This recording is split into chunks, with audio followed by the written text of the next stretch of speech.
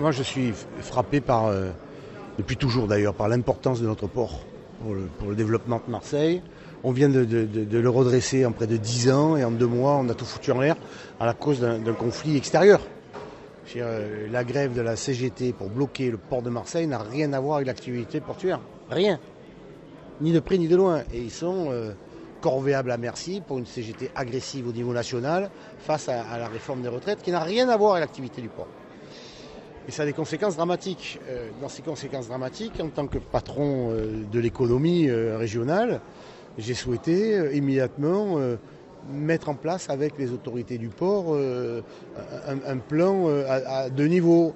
Un pour les entreprises qui sont directement impactées, pour bien montrer que quand même on est à côté d'eux et que quand il y a un pépin comme ça, eh bien, les forces institutionnelles sont à leur côté. Et parallèlement à ça, travailler avec le port sur une ristourne, une remise, un rabais, une solde, une promotion commerciale à l'extérieur, parce que nous avons les Espagnols ou les Italiens qui voient nos propres clients pour nous piquer nos parts de marché, les ports du Nord qui viennent voir nos propres clients pour venir nous prendre nos propres marchés, et qu'on parle d'emploi ici sur notre domaine industriel, qui est le grand port maritime. Le dispositif, qui est un dispositif à la fois de soutien aux entreprises et de soutien à la clientèle du GPMM, s'articule autour de 2 branches. Une branche qui est financée par la région Sud à travers son fonds d'intervention qui consiste à abonder la trésorerie des entreprises qui auront subi des dégâts en raison de la grève pour environ donc 3 millions d'euros.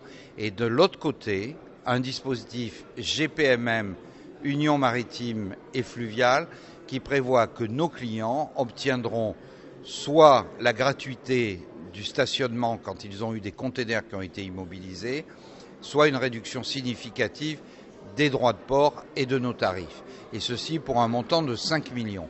Donc l'ensemble des efforts qui va être consenti à la fois par la profession portuaire, par le Grand Port Maritime de Marseille, par l'Union Maritime et Fluviale et par la région Sud représente une enveloppe globale de 8 millions.